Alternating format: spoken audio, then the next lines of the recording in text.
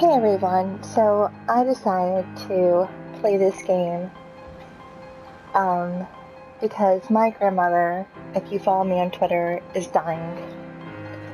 And I wrote a review, which I have linked down below, about my thoughts of this game and how it kind of helped me with losing my dad. My dad passed away. It's been 15 years, and last year was the first year I actually allowed myself to grieve. And my grandmother is 92. I would call her Vovoa, because that's what we called her. We call her still, because she's Portuguese, and okay, anyways, she had a massive stroke a couple of years ago when she was in her 70s. And she survived. I was told I was in Connecticut she was going to die, and she fought, and she had another one, and she had to use a wheelchair toward the end of her life, and with a walker then a wheelchair, but she was still fighting. She's still a fighter. And when I went up to see my best friend, her daughter had a baby shower, so I didn't really have time to see my family. It was really just a short weekend and head back on Sunday into Monday morning. You know, I didn't know how serious it was until recently when I went up to say my goodbyes. So, and I'm crying, but I figure I really want people to know my grandma.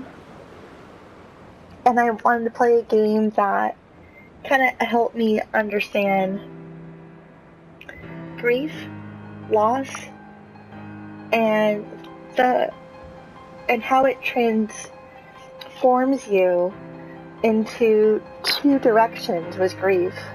One, grief really is a powerful mistress. It never lets you go unless you fight grief and take the key and unlock the chains that bind you by losing someone. And the other direction is you just wallow in it. And I don't want to wallow.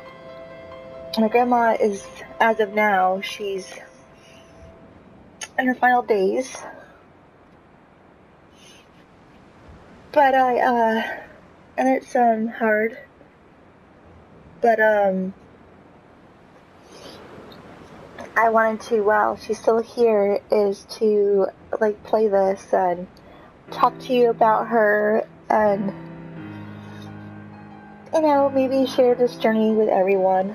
And so I already tearing up, so I'm not sure how far I'll get, but I figure I have a lot of good friends on Twitter, and I'm sure a video like this might help somebody else who's experiencing loss or has lost someone. And so let's begin. So there are 4 sections of this game: the lighthouse, the bay, the caves, which is my favorite, it's so beautiful, and the beacon. But we're going to start at the beginning, because every journey has a beginning. And we'll start here as it loads. But Dear Esther, I sometimes feel as if I've given birth to this island. Somewhere between the longitude and latitude, a split opened up, and it beached remotely here. No matter how hard I correlate, it remains a singularity, an alpha point in my life that refuses all hypothesis. I return each time leaving fresh markers that I hope, in the full glare of my hopelessness, will have blossomed into fresh insight in the interim. so, Dear Esther, we find out more about what happened to her, and through the chapters, it goes from talking to her, ultimately what happened, and also history of this place. There are no enemies, there are no bosses. It's just a man journeying to the beacon. And that's where we'll be going. My Vovoa is like the glue that holds the family together. She, tough as nails. I learned so much about being, like, who I am from her. She always had something positive to say about you and knew the words to say when you're having, like, a bad day. Growing up, her house, her rules.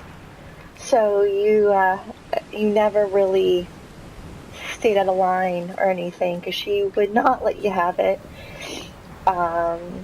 She's the only one in the family besides my Vovoa who could speak Portuguese.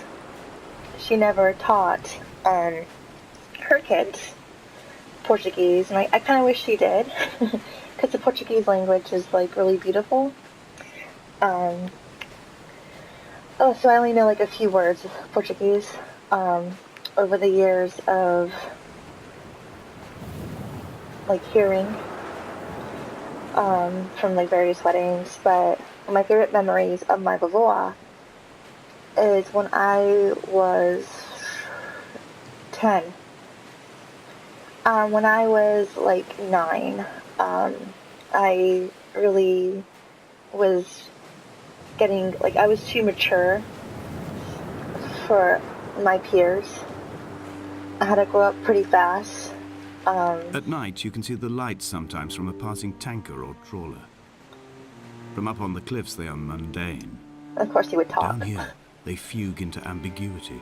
For instance, I cannot readily tell if they belong above or below the waves. The distinction now seems banal. Why not everything and all at once?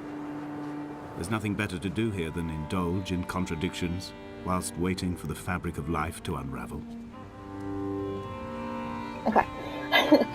My dad had an affair when I was in fifth grade, so I was 10. But my parents always fought. I, was a very shy kid, and I didn't really fit in. When I was in 5th grade, I had my 10th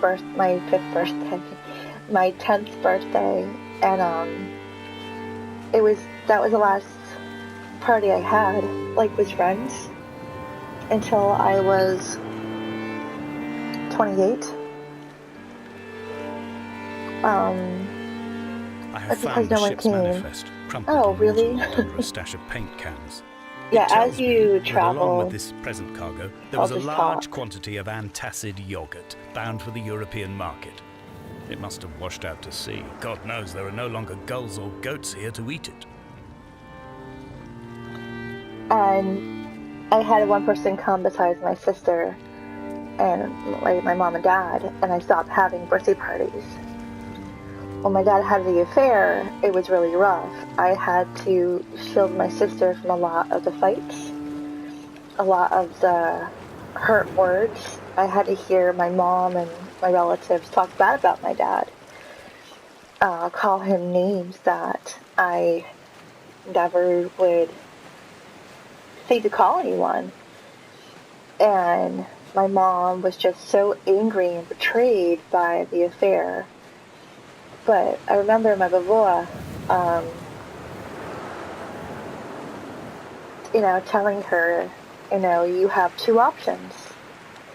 And it kind of stood out to me even now, like, which I base a lot of my life on, are two options. So one option is you can dwell on the pain and the hurt and let it consume you. Or you can just ask God. I mean, my Vovoa and my mom are religious. Not so much, hardly at all. Or you can ask God to find the strength to find forgiveness and move on. And while I never asked God for forgiveness, or forgiveness for people who have hurt me, I do use what she told my mom as how I choose to live my life. Because there's always two choices and two outcomes. And there's many other I'm sure there's other outcomes. But there's always two choices. And your choice has an outcome, both negative and positive, depending on, what your decision is. And so,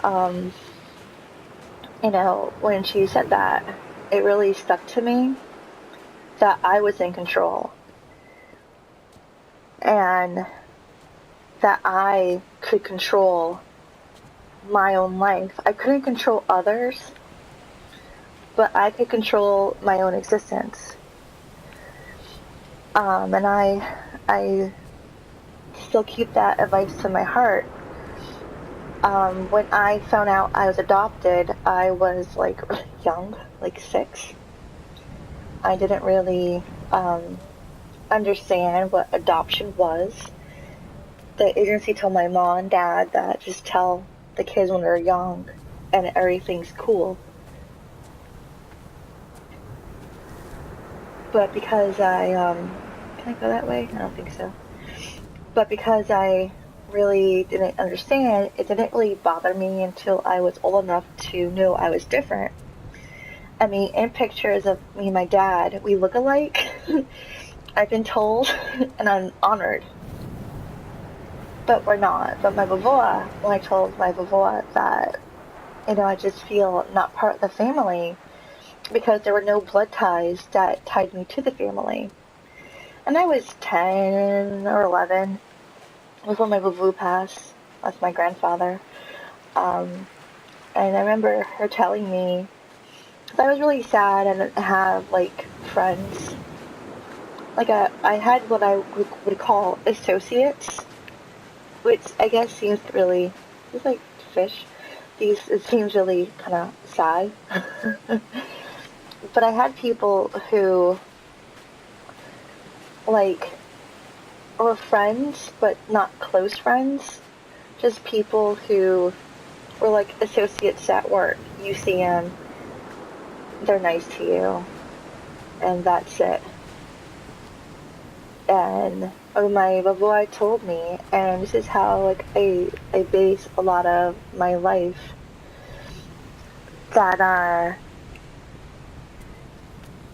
she told me that blood doesn't mean anything.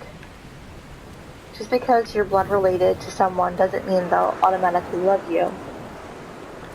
It's the same if you're not related. All that matters is how you feel about them. And as for friends, she told me that I came back.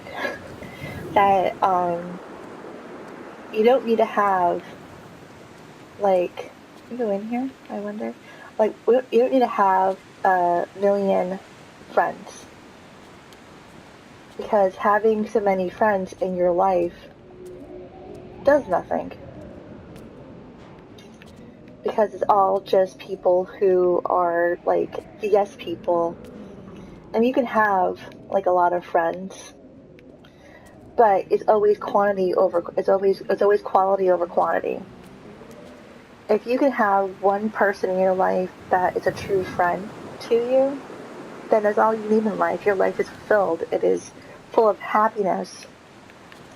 And I can say I have, many people in my life that, Tom and Sheila off the bat, who are not only my friends, my best friends, but their family. Sheila's kids are my kids. I'm proud that, I'm proud of them, and I gush over them. I would talk about those kids a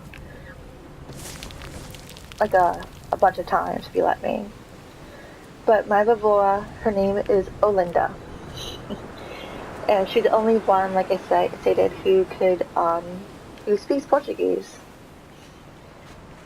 She would cook tortas I don't know if she made it up, but it's like a egg omelet, but it's served with tuna fish, and you could put peppers and onions, and I would eat it with mayo, just tuna and mayo, egg thing with toast, and it was so good. Like when we would stay over her house, she would make it. My Vovoa taught me that, like, when I'm over someone's house, ask ask first. Like, I always ask, may I have a glass of water, even if I'm close to the person. I get mocked sometimes because I'm so polite, but that's how I was brought up. Just like my dad taught me that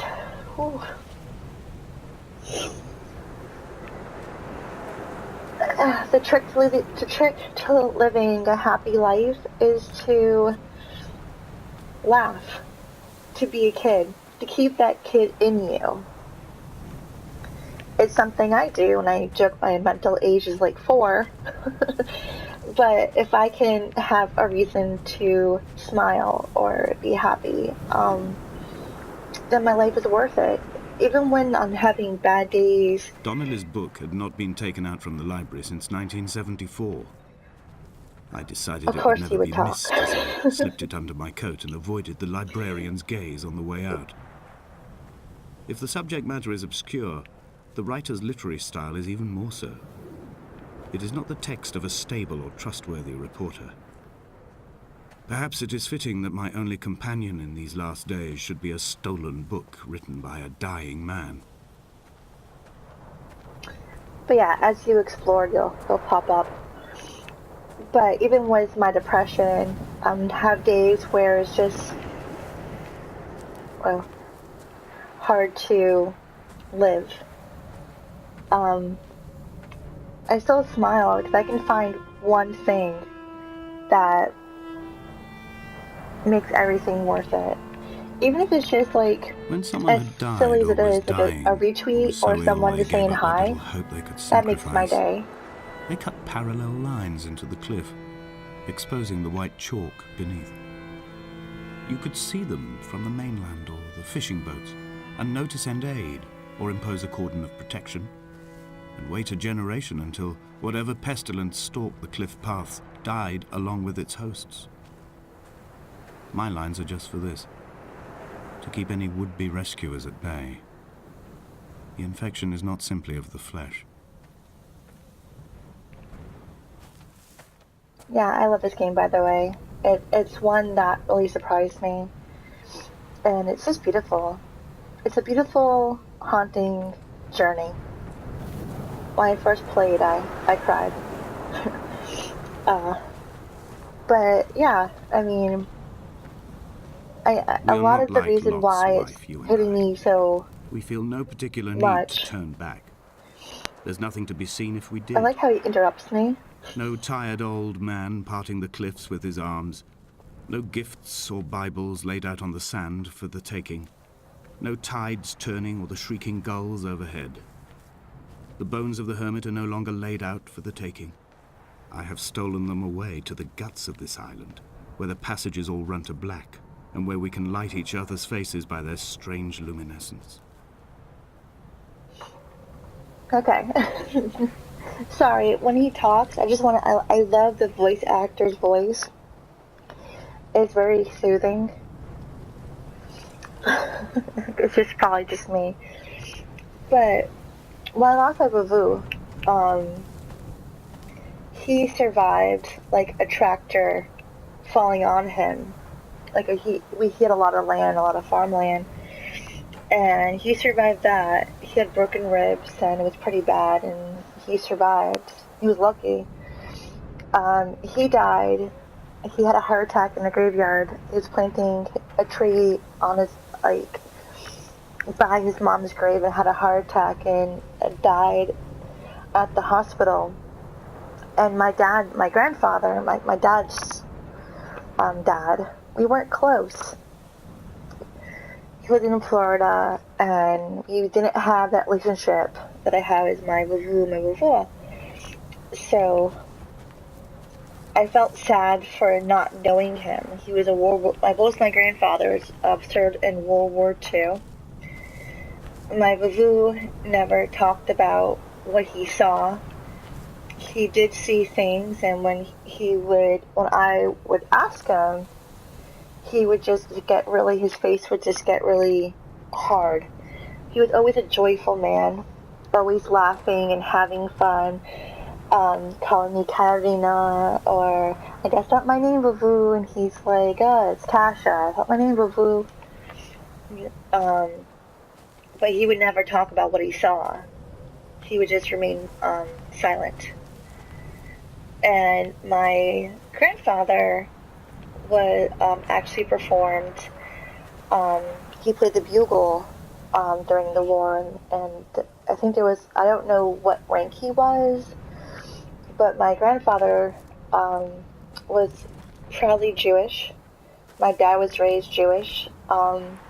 We were raised Catholic, but we had a menorah for Christmas. The whole Christmas season with the Christmas tree, we would have the menorah light up. I posted a picture of it on my Twitter like a while ago, a few weeks ago. And, we always did that for my dad as just, for him. And when my dad died, car accident on December 11th, and back in 2002, so many years.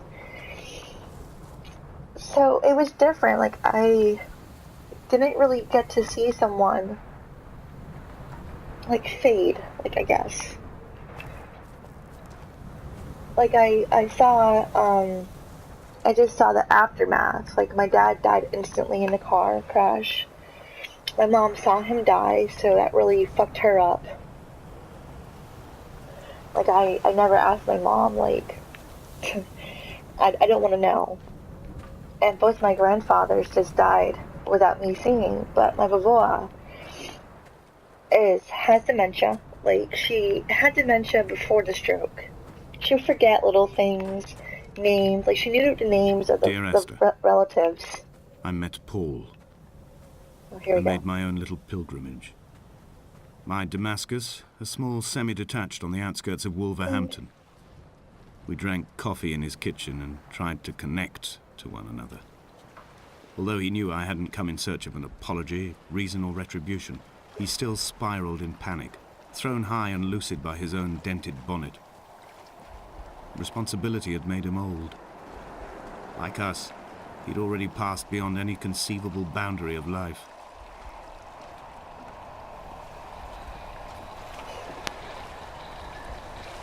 But she would remember, like, names of the relatives, the cousins. Like, she knew it would take her some time to, like, get your name right. But my family calls me Katie. Outside your retreat, in this interim space between cliff and beach. I would leave you loaves and fishes, but the fish stocks have been depleted and I'd run out of bread. I would row you back to your homeland in a bottomless boat, but I fear we would both be driven mad by the chatter of the sea creatures. And, she would know. So when I went up, before Christmas, the week of Christmas, I left Friday, came back Sunday, and I saw my grandmother, my Vovoa, like a former shell of herself. Like, my mom warned me that, and I worked in nursing homes, so I understood, like, when I was a CNA, I understood when people go to nursing homes, what severity of my Vovoa condition. They found out she had a stroke. 2 actually, and the last one was why she was in the nursing home. It was for long-term care because she couldn't be at home anymore. It was really, there was no way she could.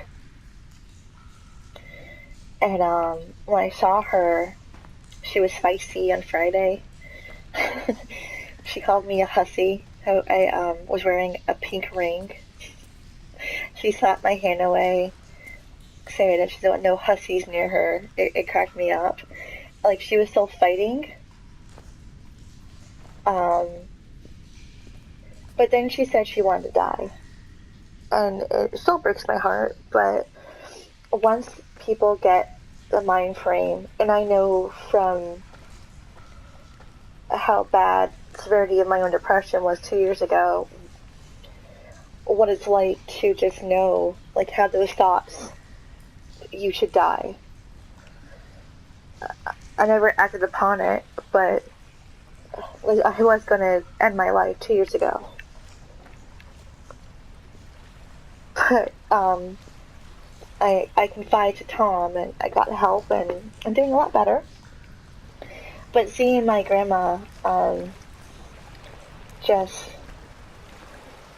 like, not know who I was, but she knew me. Like, she knew I lived in Florida still, and, like, she knew that, but she didn't know me. Like, there was no trace of her remembering who I was. It was just kind of like a blank expression on her face. And on Saturday, when I went to see her, you know, she was complaining about the dogs biting her feet. There were none. When Mom was sleeping, so we got there for a couple of hours, and she was really exhausted. God. And she saw me.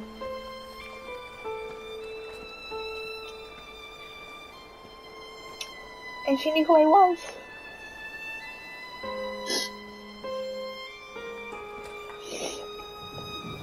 And, like, for that, like second,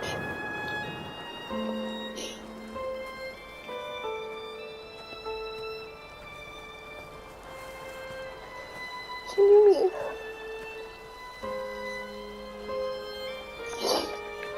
And it was just like, I had my grandma back. And it was gone. It just, like, broke my heart. I mean, it broke my heart seeing my Vovoa, The vegetation like, here in the has condition. fossilized from the roots up. To think they once grazed animals here, the remnants of occupation being evidence to that. It is all sick to death. The water is too polluted for the fish, the sky is too thin for the birds, and the soil is cut with the bones of hermits and shepherds. I've heard it said that human ashes make great fertilizer, that we could sow a forest from all that is left of your hips and ribcage, with enough left over to thicken the air and repopulate the bay. But for that brief moment, kind of glad he spoke. I can compose myself. She knew me. I wouldn't trade that moment for the world. Like, she knew, like, she saw me, and I said, "Hi, Vovoa," you know, and she smiled, and she said, "Katie."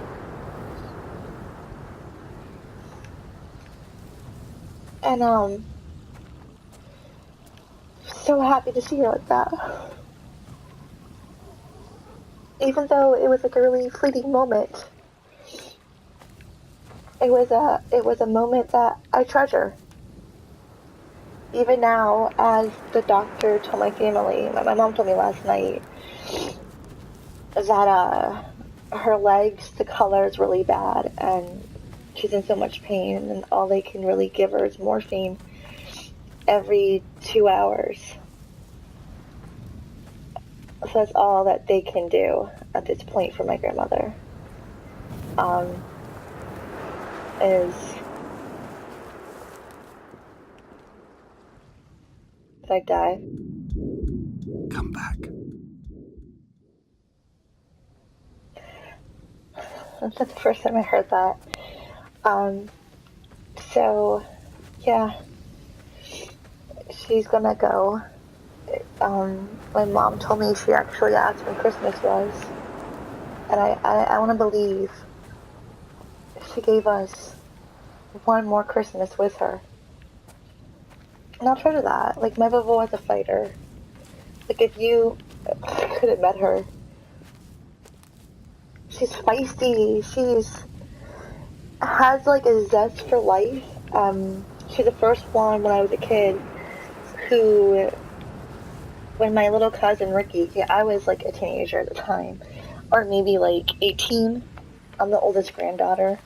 I don't know, when my cousin Ricky was 10, some age bracket, not under the 10 or 13, around that, he had mentioned to my Vovoa that he hates gay people. Oh God, I can't speak. He hates gay people. And my Vovoa slapped him. And she said, in this house, we respect all people. God loves all his children. And that includes people we may not want to associate with, or people we find lifestyles that aren't what we perceive as normal. But in this household, I love all of God's children. And I would never expected my Vovoa to, because she's not like a diehard like zealot of Christianity, but she's someone who is very religious. And for her to say that, like, just how it just made me smile, because I mean, I don't care what the person is, as long as you're happy, hey, go for it. But to hear her say that, because I never had anyone in my family say anything positive about anyone else. It's always just, kind of negative a lot. But I had my Vovoa to say, you know what, you're wrong. Here's why. And she was just a fighter, and she's just an amazing woman that really instilled so much of how to be treated, how to treat other people, how to appreciate the little things in life. Because little things, to me, from my Vovoa teaching me, they mean more than like big things. Like when someone tells me hi, or just sends me a text message, I may not respond, depending on what I'm doing, or just an email or a phone call, or even a silly GIF on Twitter or whatever. Anyone takes the time out of their day to just send me a little message. It makes me happy. More so than getting like a diamond ring. If that makes any such sense. She taught me what to look in people, how to look for quality people. She'd always say everyone has their own issues, where they don't like the way they look, they have bad teeth, anything negative that people would perceive them as not worthy. But if you want to know the kind of person that you're talking to, or even potentially marrying or being with, if you really look at them, look at their eyes, because those are the windows to our soul, and you can see everything you want by the way their eyes are, or how they interact with family or pets, or how they treat you. Not when the going's good, because the going's good for the going will always be good. But when it's bad, when chips are down, and when you have someone who will just rise up and be your rock, be your strength, you found a good person. And because of her teachings, and I found that with very few people, but the people I found that, I treasure. But it's just really hard to say goodbye. Like, how do you? When I was up there, I couldn't tell her goodbye. I told her I loved her, but I didn't want to say goodbye. I think I was hoping that she pulled through, but like realistically I knew she wasn't. But just holding her hand or having her hit me like she thought I was a hussy, I mean, I treasure that. But it's just been an interesting little game playing. I just want to talk about my Vovoa with people, and I don't know, I'm an emotional like wreck right now, but Dear Esther has helped me with my dad. And if you want me to do like a more in-depth gameplay, I definitely will. I love it. And this game, like, is beautiful. I mean, look at the clouds, and I literally feel like I am back in Cape Cod, like in Falmouth, and I'm sitting on the rocks, or in Newport Bluff, and just sitting on the rocks, hearing the ocean spray, and just being at peace with yourself. And this game makes me feel like all the memories, the good ones, the sad ones, the angry ones. It's just, this game isn't for everyone, but it's a game that I'm glad I purchased, and it's one that I'm able to talk about the people I lost, even give some sad stuff about my life. But it's just, I don't know, I'm rambling now, but if you get through this video, I would be surprised. But if you did, thank you for listening. My Vovoa is, as of now, she's still here, but I will be saying goodbye soon. And while I can't prepare myself for that, there's no way I really can. At least I can talk to her as people. The same as my dad. Because my dad was hilarious with his antics. And my Vovoa was just as kind. And I love to share them with you. So, thank you for those on Twitter. I really love you guys. Your thoughts and prayers, they do mean a lot. They do. And for those watching this really sad video, thank you. It's very therapeutic just to talk about and cry. I mean, I'm not going to win any rewards, but I want to just talk. And this is the perfect game to do so. So, I'm going to end this here. I'm gonna go out, enjoy Saturday, and I hope everyone does as well, and thank you.